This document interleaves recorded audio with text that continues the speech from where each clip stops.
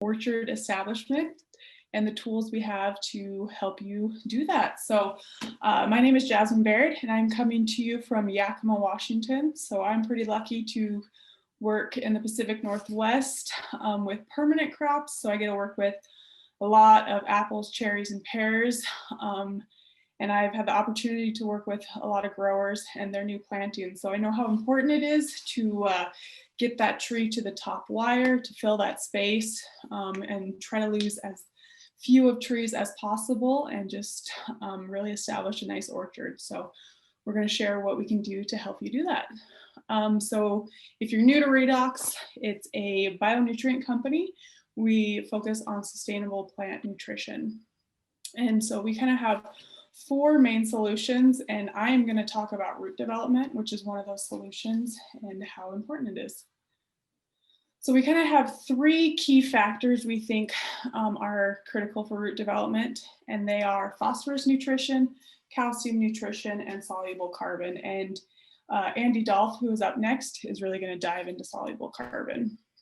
So first off, phosphorus nutrition. Not only is it the key energy in the plant, which these new plantings require a lot of energy, but it's also key for root growth. So one of the main challenges we face when it comes to phosphorus nutrition is tie-up. So it's really reactive in the soil and tends to tie up with other soil minerals such as calcium, iron, and zinc.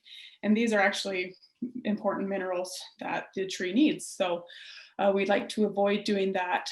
And what we find with traditional phosphoruses is a very small percentage of those applied actually ends up into the plant. So we want to make sure we're doing what we can to avoid phosphorus tie-up by using a complex phosphorus. Our second key factor is calcium nutrition. This one isn't as widely thought of, but it is really important for that root tip growth, as well as helping with soil flocculation. So again, adding plant available calcium, it is also important for cell structure. So we are adding a lot of new cells, whether it's on the roots or the top of the tree. So adding, again, a plant available calcium that's not going to tie up, not going to make calcium phosphate is really important. So here's just a really nice visual of why calcium helps to flocculate that soil. You can see how big that ion is. So this is really helpful with improving water movement and just making it easier for those roots to grow. So we kind of have 4 key products that help with root development, and those are Rootex, H85, RootRx, and Mainstay Calcium. So Rootex is kind of our key phosphorus product. It goes through a complex process, so it is protected, so it won't tie up in the soil, and it also contains key amino acids that really help to stimulate lateral root branching, which provide a really nice root structure. It's also available in a flowable form, which is pretty new, and we're really excited about it. So just kind of makes handling easier. Our third product is RootRx. So this is a really key product for root development as well as abiotic stress defense. So RootRx is a botanical extract. It helps to stimulate root growth and metabolism, as well as increase antioxidant production in the plant. Lastly, we have Mainstay Calcium, which again provides plant available calcium, which is really important for root tip growth and just cell structure, as well as helping with soil. And it's available in an organic version, which is an awesome tool. So both these, all of our calcium products actually go through a microencapsulation process, so that ion is protected by a surfactant, so it resists tie-up in the soil. So again, those are kind of our key products we use to help with root development. And so just a couple scenarios where we use these products. So we'd like to do a root dip before planting. And our go-to rate for that is a 20-pound bag of Rootex in 100 gallons of water. And here's actually a picture of some trees being dipped. And this particular grower decided to add a biological. They wanted that as well when they dipped, did a root dip. So this actually has Dermaplex Plus, which is another one of our products, in it as well. And so that's something that's also really unique about Rootex, is it's a safe phosphorus. We can put it on the bare roots, guys put it straight on seed. And so that's really awesome. This is just kind of an example of a new planting program. Obviously, we like to tailor it to the grower's specific needs and goals. And this is just kind of a starting point for if a grower was to apply every 21 to 30 days. We do have growers who like to do applications weekly, especially with their nitrogen, but 2 pounds Rootex, half a gallon Redox, 2 pounds H85, half a gallon mainstay calcium. Again, this is just kind of a starting point. We have a very wide variety of what growers like to do, but we see a lot of success with a program similar to this. So in this picture is actually from a nursery, and these trees are over 6 feet tall. So really awesome growth in the nursery side of things. And I've actually had comments from growers who use trees from a nursery that we work with that say those trees just blow out of the ground compared to some of the other ones. So really starting trees off on the right foot. I'm just going to share a trial we did in kind of a non-fumigation scenario looking at Redox. So this trial was conducted in the Dalles on a new cherry planting, but it was a replant situation. It had previously been cherries. And this was done by GS Long. It looked at sweet notes on crimp 6. The fumigation was Pichlor 60, and we did 3 applications of Redox at a gallon each. And so what we did to measure was we looked at the trunk diameter. So this is the results after the first year. So that first column is the fumigated soil alone. Second is fumigated soil with Redox, so a slight lump. Third is non-fumigated soil, so pretty poor growth there, not near as much as the others. But what was really cool is the non-fumigated soil with Redox had growth just up there with the fumigated soils. So that was really cool. And then after 3 years, we actually saw the non-fumigated soil with Redox start to take a lead as far as percentage growth over the rest of the treatments. And we started to see the fumigated alone start to fall behind. So we don't recommend not fumigating, but I do know growers that are starting to choose not to, or they can't. Like this particular situation, they're just part of the orchard where they were unable to do so. So this is a really cool tool. Also, if you have interplantings where you can't fumigate, this is a good tool. And so this is just a picture on the left, did not receive Redox, whereas the right did. And there was about 1 to 2 feet extra growth. And what's cool is we actually saw less bacterial canker on the treated trees, which is something we've noticed. Redox used to be kind of a 911 product when we already had an issue, but what we're seeing is when we use small amounts as part of our Grow-In program, we see less incidents of, bacterial canker, fire blight, a lot of other root or vascular issues. So it's a really important part of our Grow-In program. So again, if you are interested in learning more or putting together a program, please feel free to contact myself, Andy, or Eric. We'd be more than happy to help you. Now I'm going to turn the time over to Andy Dolph, who's going to share kind of some exciting stuff we're doing with carbon. So Andy. Thanks, Jasmine. So this is, can you all see my screen here? Yep. Okay, good. So I'm going to talk a little bit about soil health and specifically soluble carbon. Redox products are all contain soluble carbon in one form or another. soluble carbon, these are some facts about soluble carbon. Organic matter conversion is where the soil gets soluble carbon naturally.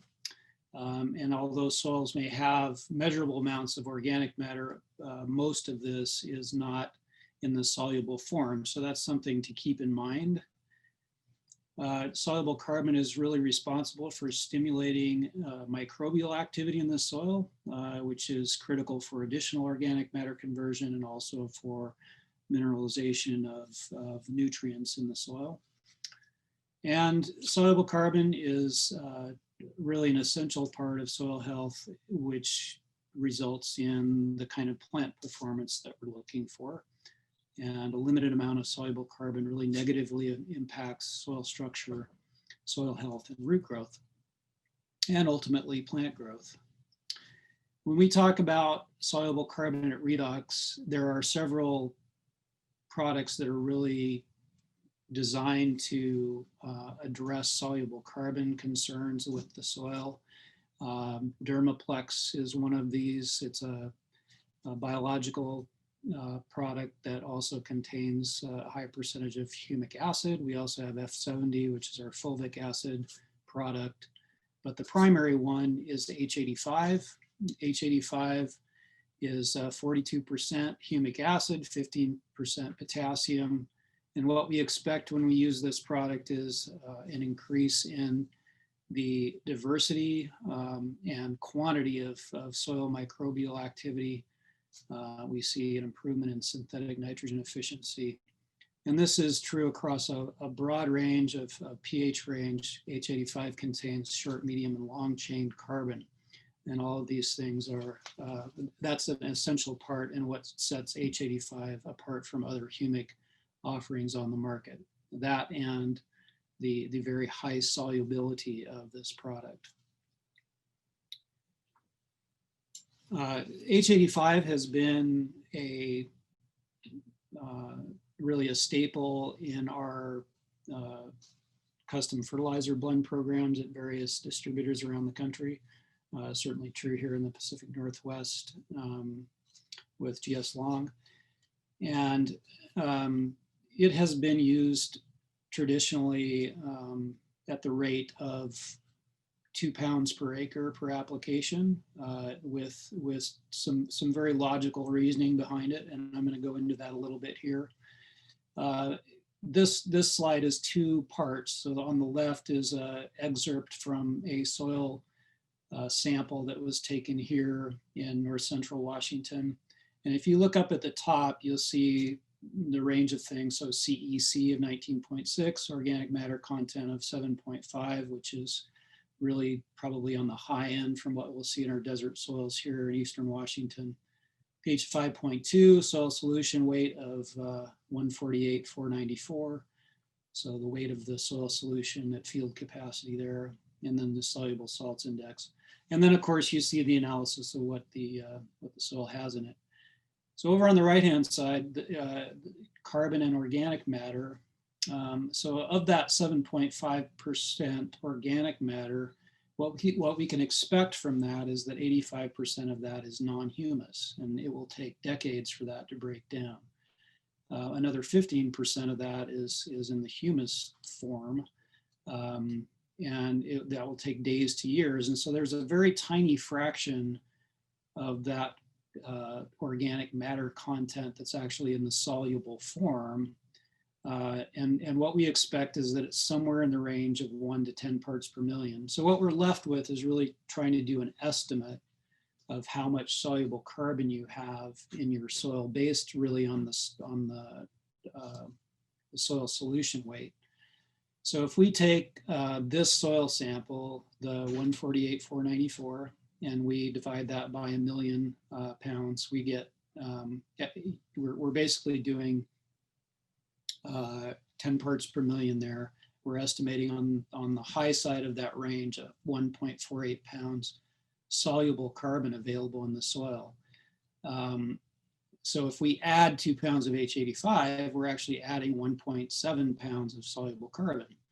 And so there's where the logic comes in. Okay, well, we're doubling the amount of soluble carbon. simply by adding 2 pounds of H85 per acre. And we've had great results with this over the years. Oftentimes a custom fertilizer blend will be multiple applications of 2 pounds to the acre. And so you might see 8 to 10 pounds of H85 put on over the course of the season. The question though is, well, what happens when we actually use more soluble carbon? So rather than feeling just comfortable with the idea that we're doubling the amount of soluble carbon available, what happens if we actually increase those rates? Is there an additional benefit to be had in terms of kind of reaching the genetic potential of the cropping system? And what follows here is an example of a trial that was done down in California, on the coast of California, with organic strawberries. And what they discovered was that H85 really helps increase yield. Organic strawberries require fumigation, as do conventional strawberries. And what they do there is they incorporate a high amount of organic matter in the soil in their normal program, and then they cover that with plastic so that it goes anaerobic, and that actually fumigates the soil in this organic cropping system. That's a very expensive proposition. You see the 3 treatments here: a grower standard pre-plant, which is just NPK, that grower standard pre-plant plus the H85 program, which was 5 pounds per acre applied every 14 days. So they put on 25 to 30 pounds of H85 over the course of the season. And then this anaerobic disinfestation mulch application, which is $3,000 an acre.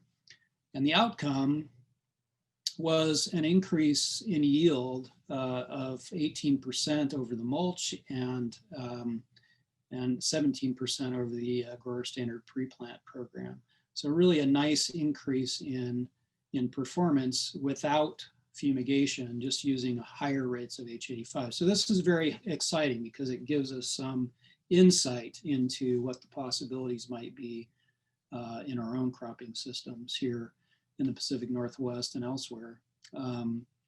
This is just a net profit. So if you take the increase in yield plus the savings, you notice that the disinfestation mulch was $3,000 an acre. Well, the H85 program is about half that. So if you add the reduced cost and the increased yield, you get a really nice bump in profitability there with the strawberries.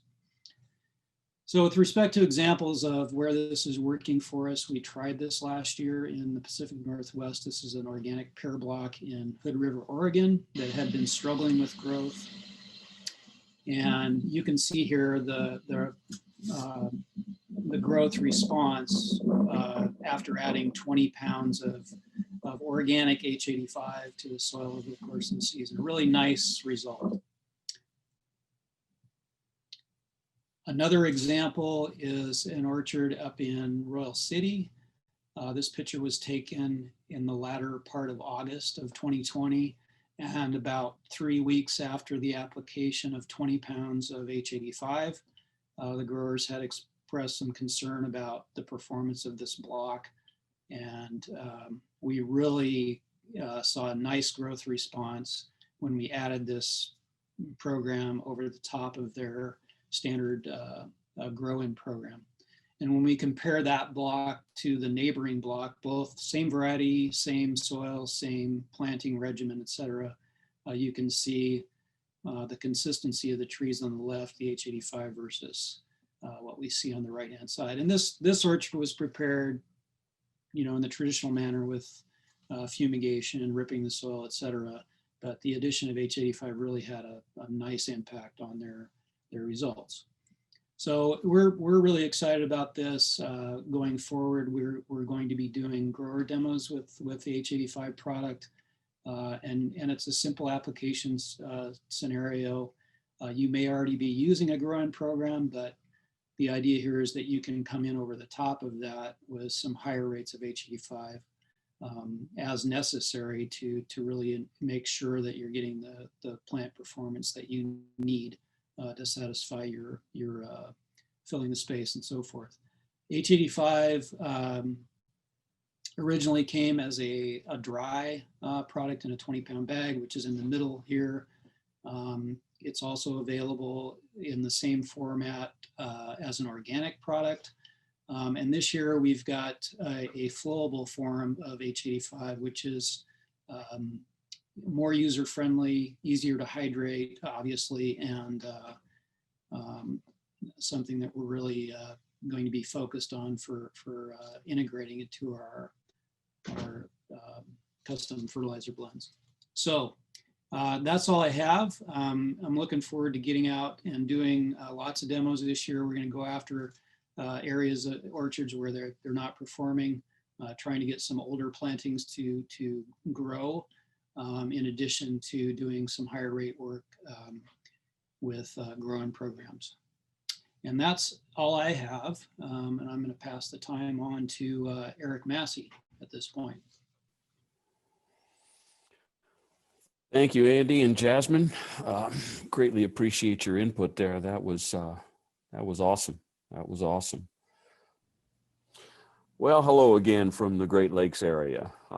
This is Eric, and I work up in the one of the greatest parts of the nation. Today, I would like to chat with you about micronutrients and alternate bearing cycles in cropping systems. So I know a lot of you have seen this slide before, but I just wanted to highlight this to kind of demonstrate what's going on when we're talking about the significance of micronutrients, if you will. So we know that the building blocks of the plant, the plant takes water, carbon dioxide, and through the tremendous chemical work of photosynthesis, carbohydrates are produced. And once these carbohydrates are produced, you can see that there's 2 free oxygen atoms that come off of there. And shortly downstream, we have the production of antioxidants taking place. And then we can add nitrogen to the glucose molecule, the carbohydrate, to become amino acids.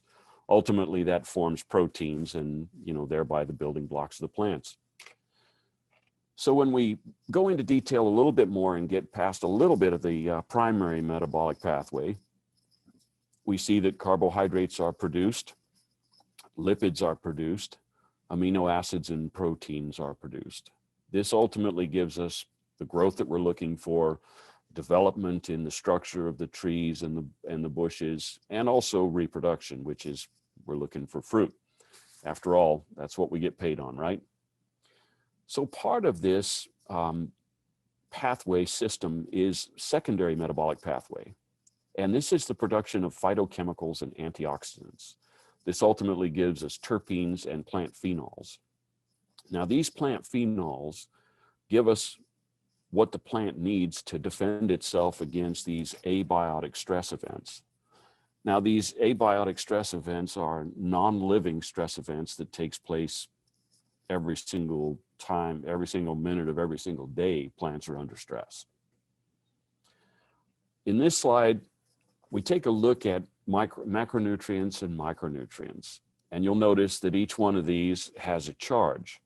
Now, plants have to work very hard to keep themselves in a 50-50 balance of anions and cations every day. And I'd also like to point out that macronutrients go into a plant in relatively large amounts, and micronutrients are required only in very small amounts. Micronutrient does not mean that it's less important. It simply means that the plant doesn't require that much out of that specific nutrient. And in my opinion, humble opinion as it may be, I find that micronutrient nutrition is almost an afterthought for some growing systems, and I can appreciate why. I've done this myself on my own farm. In this illustration, I'd like to point out this is a very old piece of information, and it deals with the availability of specific mineral nutrients in different pH ranges. So you'll notice nitrogen, phosphorus, potassium, sulfur, calcium, and magnesium are all relatively well available, you would think, in neutral or very slightly acidic, very slightly alkaline pH ranges. Iron, on the other hand, manganese, boron, copper, and zinc are available in a slightly acid to strongly acid soil system. Molybdenum, on the other end, is completely different in that it is strongly alkaline available. So the reason I brought that up is there's a lot of people will spend an awful lot of money trying to figure out where to go with pH ranges and getting nutrients available. So in this slide, we have one of the most comprehensive soil reports to date. I remember years ago, Darren Moon, the president of Redox, told us, he said, listen, we're only dealing with 42 data points simply because we can't get 50. And what that meant to me was, if we could get more information, we most certainly would. So in this particular piece of information, you see at the top end of the page there, we have CEC, percent organic matter, pH, soil solution weight, which is field capacity, soluble salts, those type of things. So when we go down the list of nutrients, if you were looking at a soil test that just had the chemical extraction, we would see that manganese, zinc, and iron are all in the high range. And therefore we would come to the conclusion that, hey, I've got plenty there, don't need to worry about it. But when we look at the paste extraction, we can see that manganese is low, zinc is very low, and iron is very low from an availability standpoint to the plant. So this identifies an opportunity to make an impact on how the plant takes in these micronutrients. I'd like to talk for a couple of minutes about micronutrients as cofactors of plant enzymes, not just nutrients, but actually what takes place in the plant when these nutrients are there. Iron, for example, is responsible for chlorophyll synthesis and a great many oxidation reduction reactions. Manganese, it serves as a cofactor in 24 different enzyme reactions. Cobalt is critical to 8 different enzyme systems, and also methionine synthase, which is amino acid production. A lot of other amino acids and proteins can't be produced unless methionine synthase is there. Copper is a cofactor for a variety of oxidative enzymes, and zinc serves as a cofactor in 25 different enzyme systems, with copper produces these antioxidative enzymes. Molybdenum. We know that molybdenum is very important to nitrogen metabolism. Magnesium, pardon me, is critical for enzyme function and is an important component of chlorophyll molecule. Sulfur works with iron to facilitate the electron transfer in photosynthesis.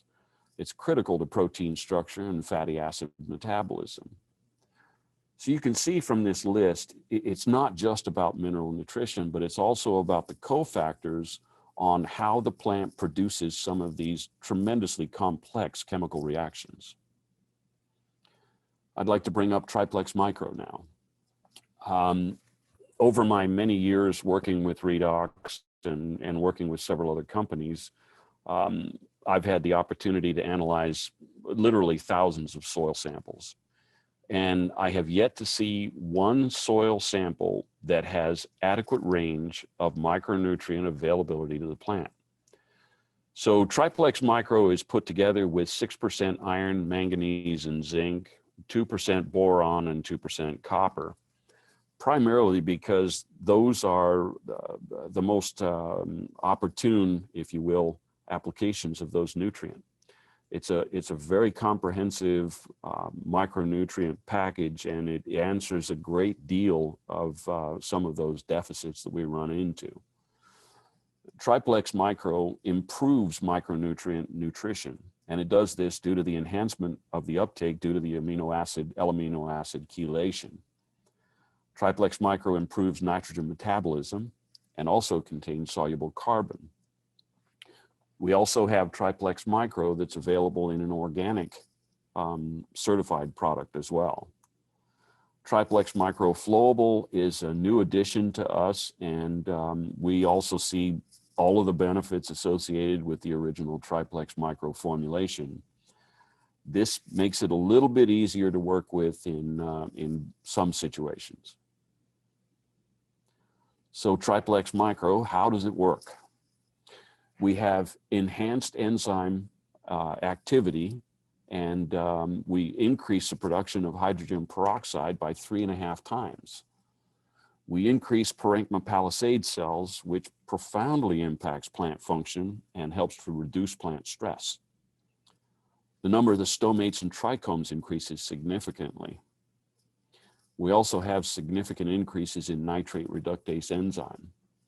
Highlighting a little bit on the increased parenchyma palisade cells production, we found that anytime Triplex Micro and Mainstay SI are used in conjunction, the plant leaves have a tendency to get quite a bit thicker. And there's an increase in the supple nature of those leaves. They're not brittle, they don't break off, they're very, very supple. And we found increases in plant sugars in those leaves. So there's some significant benefits here to growers. With that being said, we're going to shift gears a little bit to talk a little bit about alternate bearing. And some of my thoughts on alternate bearing as I go through some of these cycles and take a look at plants. It's important to remember that plants must adapt to their environment. They don't have any choice. And part of that adaptation is the fruit load. Sometimes plants will put on a tremendous amount of fruit load. And then next year we'll look at it and we can pretty much bet that next year we're going to have quite a bit lower crop set and lower fruit yield, simply because the energy in the plant, the nutrient requirements necessary to recover from that heavy crop load is just too much. So what I've found is our understanding of specific nutrient requirements as the plant is growing through its life cycle, it's not fully understood. It takes quite a while sometimes to gain a better understanding in the field. And actually, nothing will supersede the grower's observations, quite honestly, because that's going to give us the key onto what we can do and how we can get that accomplished. Also, the cycles it's very important for the grower to understand the cycles, and it's important for us to be able to get that information from the grower. So from our standpoint, good observation and documentation of any trial work is essential to being able to put together a successful working program. In this illustration, we talk about plant building blocks again, because it's important to understand that the plant is not only trying to grow fruit, but there's also a great deal of other things that are going on at the same time. So we see that carbon, hydrogen, and oxygen get together in photosynthesis to produce these carbohydrates. And it's the addition of these carbohydrates. This is the main limiting factor for a lot of processes that take place inside of a plant growing system. Now, nitrogen can be combined with that carbohydrate to become the amino acids, the proteins, basically the roots, fruits, and shoots of the plant. So what I would like to chat with you a little bit about now is where some of these things come into place and how can we best affect what's going on in the plant from an input standpoint. One of the tools that I've been using for several years now to understand some of this alternate bearing cycle and reduce the low times and still keep the high crop yields in place. One of the tools is Supreme. Now we found, for example, on pecans in the Western United States, we found that an application of Supreme at basically on the weekend or week of 4th of July seems to be the best event for bud differentiation at that point. And we found it very successful. It's worked well for many, many years. So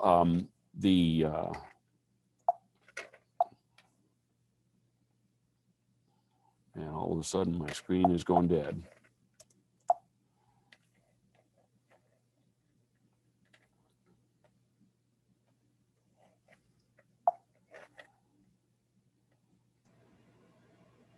So we have increased gibberellins Indole acetic acid is increased and improved, and these are basically your auxin groups. Nitrogen uptake and photosynthesis is increased. And all of these things, when it's taking place in an alternate bearing system, helps the plant through these stress events. And the plant takes a look at what's going on and the crop load. And if adequate nutrition is there, there is no problem for reduced yields that following year.